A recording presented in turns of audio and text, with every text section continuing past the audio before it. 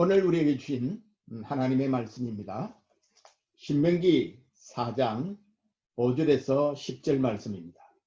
우리 함께 신명기 4장 5절에서 10절 말씀을 읽겠습니다. 내가 나의 하나님 여호와께서 명령하신 대로 규례와 법도를 너희에게 가르쳤나니 이는 너희가 들어가서 기업으로 차지할 땅에서 그대로 행하게 하려 함인즉 너희는 지켜 행하라. 이것이 여러 민족 앞에서 너희의 지혜요 너희의 지식이라. 그들이 이 모든 규례를 듣고 이르기를 이 큰 나라 사람은 과연 지혜와 지식이 있는 백성이로다 하리라. 우리 하나님 여호와께서 우리가 그에게 기도할 때마다 우리에게 가까이 하심과 같이 그 신이 가까이함을 얻은 큰 나라가 어디 있느냐. 오늘 내가 너희에게 선포하는 이 율법과 같이 그 규례와 법도가 공의로운 큰 나라가 어디 있느냐. 오직 너는 스스로 삼가며 내 마음을 힘써 지키라. 그리하여 내가 눈으로 본 그 일을 잊어버리지 말라. 내가 생존하는 날 동안에 그 일들이 내 마음에서 떠나지 않도록 조심하라. 너는 그 일들을 내 아들들과 내 손자들에게 알게 하라. 내가 호렙산에서 내 하나님 여호와 앞에 섰던 날에 여호와께서 내게 이르시기를 나에게 백성을 모으라. 내가 그들에게 내 말을 들려주어 그들이 세상에 사는 날 동안 나를 경외함을 배우게 하며 그 자녀에게 가르치게 하리라. 아멘. 오늘 본문을 통해서 감출 수 없는 하나님의 백성의 삶, 이런 제목으로 하나님의 말씀을 함께 나누겠습니다. 요즘 한국의 큰 사회적 이슈가 된 것이 정의나 미안해 챌린지입니다. 사건은 작년 10월에 16개월 된 입양아를 지속적으로 학대해서 입양 8개월 만에 죽게 만든 사건이 TV 및 매체에 공론화되어 알려지게 되었습니다. 이 입양 양부모는 대학 캠퍼스 커플로 딸 하나를 두고 있는데 동생을 만들어 주려고 한다는 명분으로 홀트 복지회를 통해서 정인이를 입양했지만 8개월 동안 지속적인 양모의 학대로 사망한 것입니다. 3차례나 경찰에 신고됐지만 무혐의로 풀려나서 경찰의 대응에 대해서도 질타가 일어나고 있습니다. 무엇보다도 그리스도인으로서 더 충격적인 사실은 이 입양하여 8개월 동안 학대하여 죽게 한 이 양부모의 부모들이 다 현직 목사들로 이 양부모들이 다 PK들이라는 사실입니다. 목사 아들이라는 자녀들이라는 것이죠. 이 사실이 알려지자 정의나 미안해 라는 추모 챌린지가 계속되고 있고 양평 하이패밀리 수목장인 안데르센 공원에 안장되어 있는 이 정인이를 추모하기 위하여 추모 발길이 끊이지 않고 있다고 합니다. 정말 아기를 입양해서 친자녀보다 더 사랑으로 돌보는 양부모들이 너무 많이 있습니다. 그런데 이런 사건이 발생해서 너무너무 안타깝고 또 그리스도인이라는 것이 너무 부끄럽고 미안합니다. 존 스토트 목사님이 한 말이 생각이 납니다. 오늘날 세계에서 복음 전도를 방해하는 가장 큰 장애물은 교회가 자신의 삶과 사역에서 하나님의 구원하시는 능력에 대한 증거를 제시하지 못하는 것이다. 그렇게 말했습니다. 우리가 하나님의 복과 자비 그리고 그분의 얼굴 빛을 갖게 되기를 기도하는 것은 마땅합니다. 그러나 그것은 우리가 하나님의 은혜와 사랑을 독점하기 위해서가 아니라 우리가 다른 사람들이 우리 안에서 하나님의 복과 아름다움을 보고 우리를 통해 하나님께로 끌려오도록 하기 위해서입니다. 복의 채널인 그리스도인이 그 구실을 제대로 하지 못하는 것이 복음 전도의 가장 큰 장애물이라는 것이죠. 하나님은 이스라엘을 통해서 모든 창조 세계를 향한 하나님의 창조 목적을 성취하기를 원하셨습니다. 먼저 하나님은 이스라엘을 위대한 민족으로 만드시고 그 다음으로 그 민족을 통해 세계 모든 민족과 모든 창조물을 축복하고자 하셨습니다. 아브라함의 후손은 우상숭배로 가득한 세상 가운데 구별된 백성으로 살아가므로 하나님의 구속 역사가 어디를 향하여 가는지를 보여줘야 할 책무가 있습니다. 창세기와 출애굽기에서 이스라엘의 이야기는 하나님이 어떻게 이스라엘을 그분의 백성으로 만드시고 하나님의 구속 목적 안에서 그들에게 선교적인 정체성과 역할을 주셨는지를 보여주었습니다. 구약의 나머지 이야기는 이스라엘이 얼마나 이 사명을 잘 이루어 갔는지를 보여주는 기록입니다. 하나님이 아브라함에게 주신 축복은 모든 민족에게 복을 주시려는 하나님의 궁극적인 목적을 이루기 위함이었습니다. 이제 이스라엘은 빛으로 드러나도록 이방나라 한가운데 존재하게 됩니다. 에스겔 선지자가 수세기 후에 말했던 것처럼 주 여호와께서 이와 같이 이르시되 이것이 곧 예루살렘이라 내가 그를 이방인 가운데에 두어 나라들이 둘러있게 하였다라고 말합니다. 이스라엘은 예루살렘은 이방인 가운데 두어서 이방인 나라가 둘러싸고 있는 그런 존재라는 것이죠. 이스라엘은 열방의 교차로로 전 세계 중심에 두어서 열방들이 잘 알아볼 수 있는 디스플레이 피플, 전시 백성으로 이스라엘을 삼았다는 말입니다. 이스라엘의 사명은 주변 민족들의 눈앞에서 언제나 하나님을 드러내고 높이는 것이 가장 중요한 존재 이유였던 것이죠. 이것은 동일하게 오늘 이 세상을 살아가는 그리스도인의 사명입니다. 그리스도인은 세상의 소금으로 빛으로 살아가도록 부름받은 하나님의 백성입니다. 유감스럽게도 구약의 이스라엘은 그들에게 주어진 사명에 충실하지 못했습니다. 이어지는 에스겔서 5장 6절에 보면 이스라엘이 내 규례를 거슬러서 이방인보다 악을 더 행하며 내 율례도 그리함이 그를 둘러있는 나라들보다 더하니 이는 그들이 내 규례를 버리고 내 율례를 행하지 아니하였음이니라. 그렇게 지적하고 있습니다. 이스라엘이 이방인보다 더 악을 행했다는 것입니다. 어디서부터 잘못되었을까요? 무엇이 제대로 안 된 것일까요? 우리는 오늘 본문에서 그 실마리를 찾아보려고 합니다. 신명기는 이스라엘 백성이 약속의 땅에 들어가기 직전에 모세가 그들의 선교적인 소명에 대하여 행했던 설교입니다. 신명기 전체의 축소판이라고 할 수 있는 4장을 통해서 열방 가운데 있는 이스라엘의 정체성과 역할에 대해서 우리가 주목해 볼 필요가 있습니다. 첫 번째는 이스라엘 백성들, 하나님의 백성들의 삶은 감추어지지 않는다라는 사실입니다. 이스라엘은 세상 가운데 살아갑니다. 이스라엘 역사에서 일어나는 모든 일은 주변 국가들의 평가를 받게 됩니다. 이스라엘의 위치는 지리적으로는 아프리카와 아시아와 유럽 사이에 걸려있는 브릿지와 같은 곳을 역할을 했고 동과 서의 큰 권력들, 이집트나 아수르나 바벨론 이런 강력한 국가들이 만나는 길목에 위치해 있습니다. 그리고 비슷한 작은 나라들이 둘러싸고 있습니다. 하지만 지리적인 위치보다 중요한 것은 이스라엘이 하나님께로부터 받은 역할입니다. 열방 가운데 제사장 노릇을 맡은 그들은 그들과 하나님 사이에 일어났던 모든 것과 관련해서 속속들이 세상에 노출되어 있었습니다.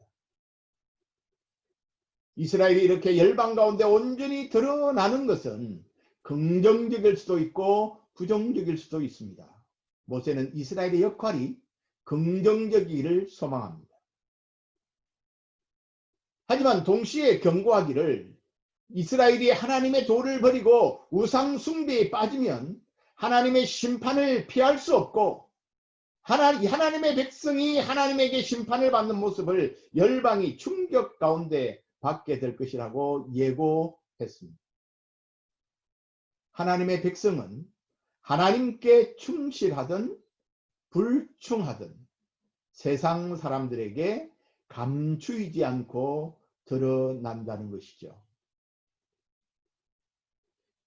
열방이 이스라엘을 큰 나라요 지혜와 지식이 있는 백성이라고 할 근거는 무엇입니까? 오늘 6절에는 이스라엘을 큰 나라라고 말했고 지혜와 지식이 있는 백성이라고 부릅니다. 무엇 때문에 이스라엘이 열방의 큰 나라입니까? 열방이 보기에 이스라엘의 다른 점은 하나님이 그들과 함께 계신다는 사실에 있습니다. 그리고 그들은 이스라엘 백성들은 세상의 법이 아니라 자기들과 다른 하나님의 법을 따라 살아간다는 것이죠. 이것이 이스라엘이 큰 나라인 이유입니다. 하나님의 백성의 삶은 감추일 수가 없습니다. 산 위의 동네가 숨겨지지 않는 것처럼 주변의 사람들에게 무엇인가를 늘 보여주는 존재이죠. 그래서 이스라엘의 존재 자체가 선교적입니다.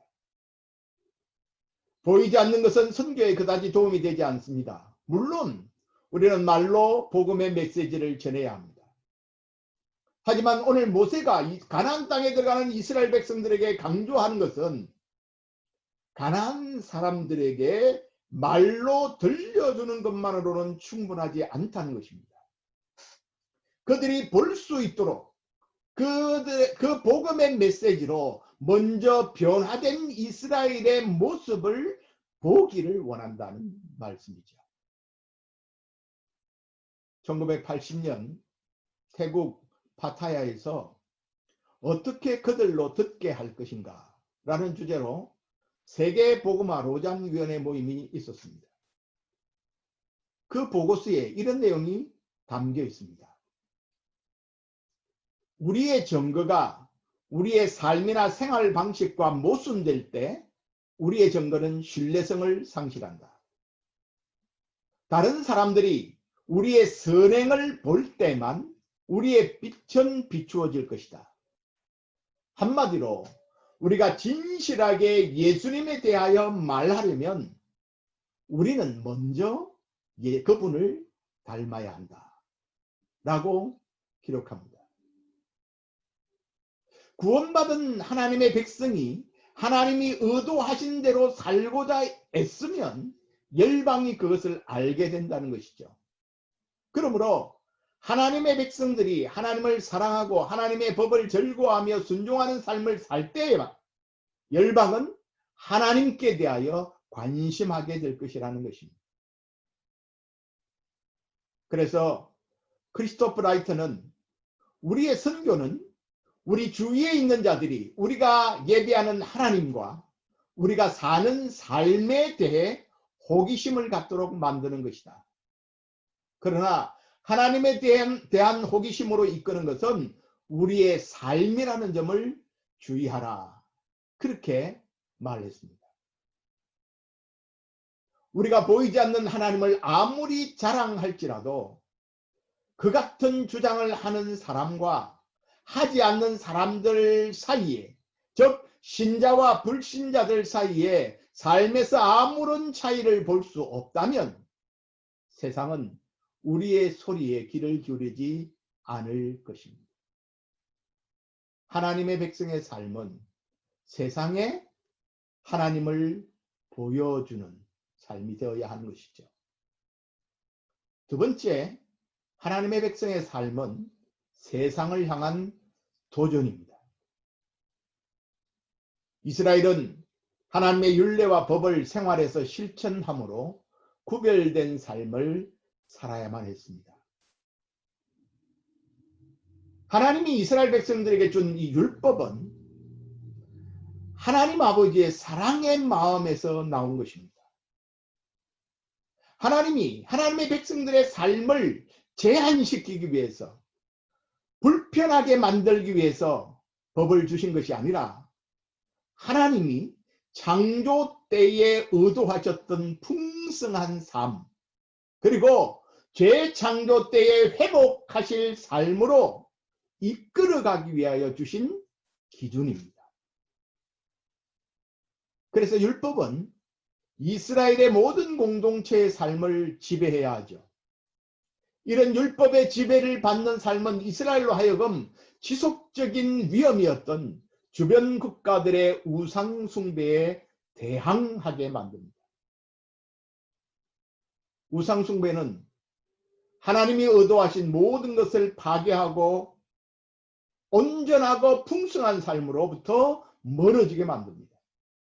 그래서 모세는 이스라엘에게 오직 너는 스스로 삼가며 내 마음을 힘써 지키라, 그렇게 9절에 권면했고, 16절에는 스스로 부패하여 자기를 위해 어떤 형상대로든지 우상을 새겨 만들지 말라라고 경고합니다. 신명기 4장의 후반부에는 지속적으로 모세의 경고가 나오죠. 4장 23절과 24절에도 보면 너희는 스스로 삼가 너희 하나님 여호와께서 너희와 세우신 언약을 잊지 말고 내 하나님 여호와께서 겸하신 어떤 형상의 우상도 조각하지 말라. 내 하나님 여호와는 소멸하는 분이시요 질투하시는 하나님이시니라. 그렇게 기록하고 있습니다. 주 하나님만이 유일하신 참 하나님이십니다. 하나님의 율법에 순종하는 이스라엘의 삶은 열방에 하나님만이 참 하나님이시라는 것을 증거하는 삶을 사는 것입니다. 그들은 열방의 우상에 맞서야 하고 우상 숭배와는 어떤 것에 있어서도 타협을 해서는 안 되었습니다. 이스라엘 백성들이 이 일에 실패할 경우에 그들은 존재 이유를 상실해 버리고 맙니다. 우상 숭배와의 싸움은 약속의 땅에서 살았던 이스라엘 이야기 속에 담긴 하나의 중요한 과제였습니다. 그런 삶은 또한 선교적인 상황 속에 이해되어야 합니다. 선교는 하나님의 백성이 열방의 눈앞에서 공개적으로 하나님의 길을 걸어가는 것이라고 말할 수 있습니다. 그러므로 이스라엘의 소명은 주변 나라들의 이교적인 문화에 도전을 하는 것이죠. 이것을 통해서 이스라엘은 살아계신 하나님을 선포하고 우상 숭배를 대적합니다.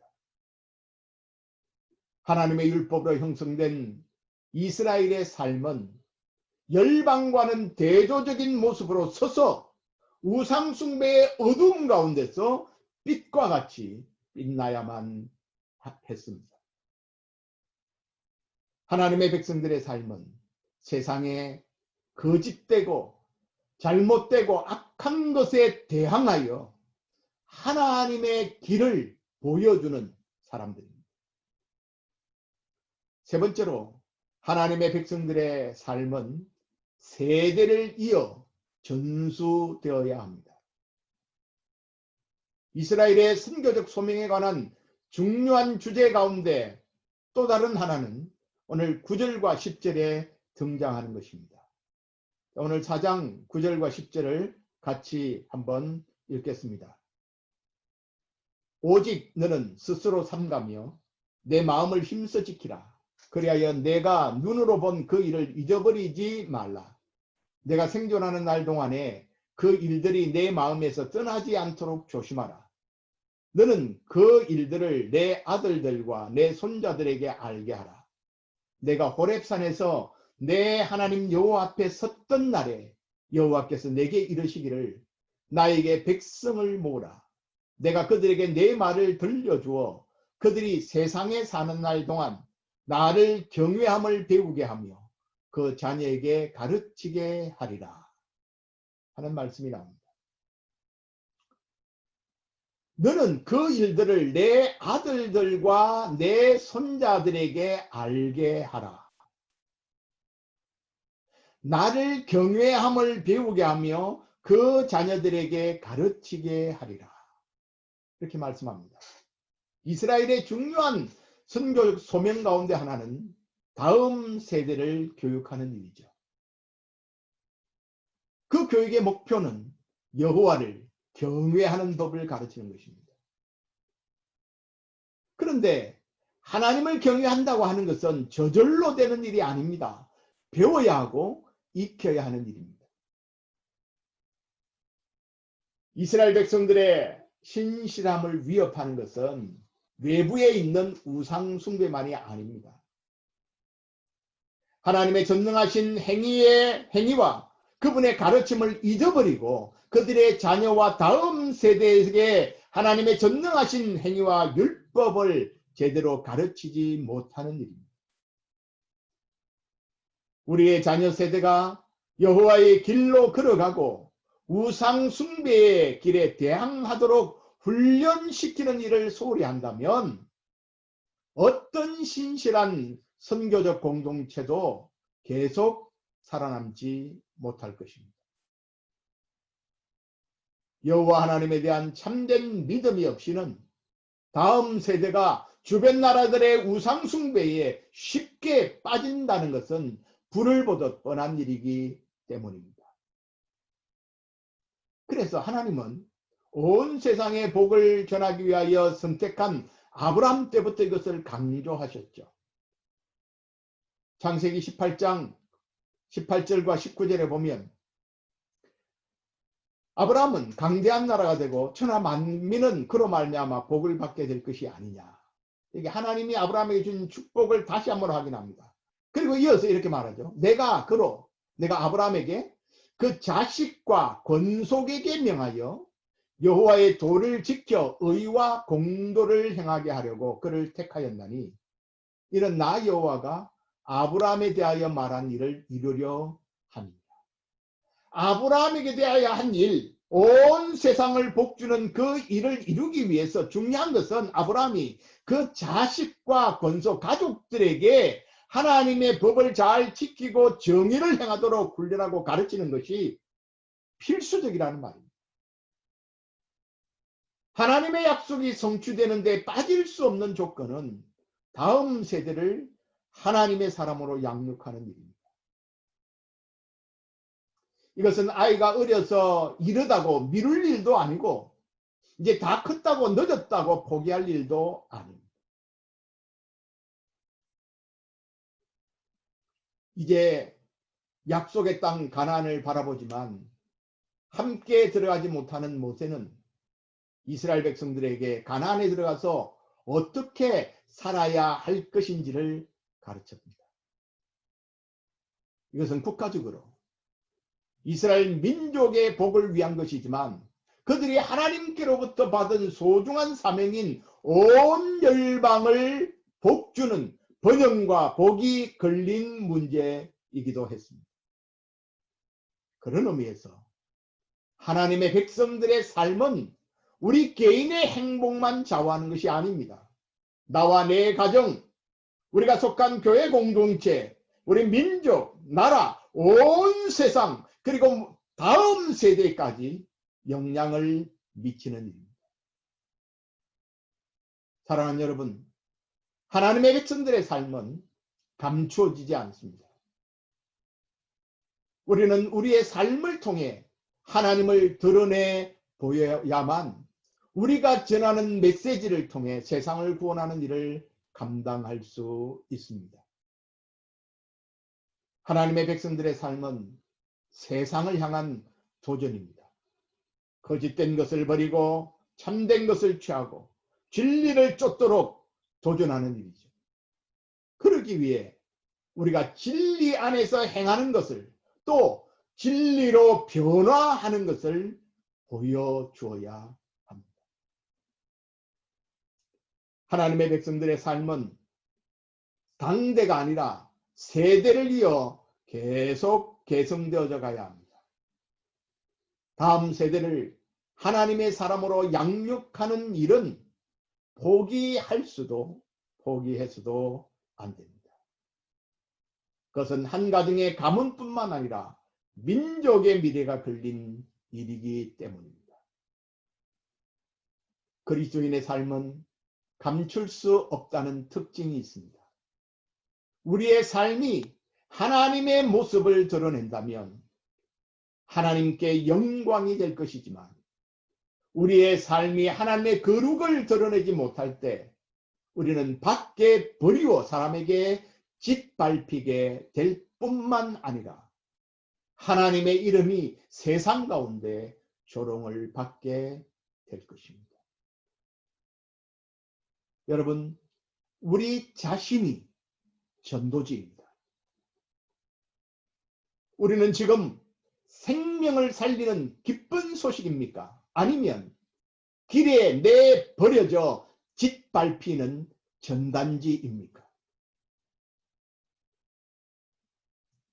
우리의 삶이 세상에 속한 사람들을 하나님께로 이끄는 매력적인 삶이 되기를 기도합니다. 아멘.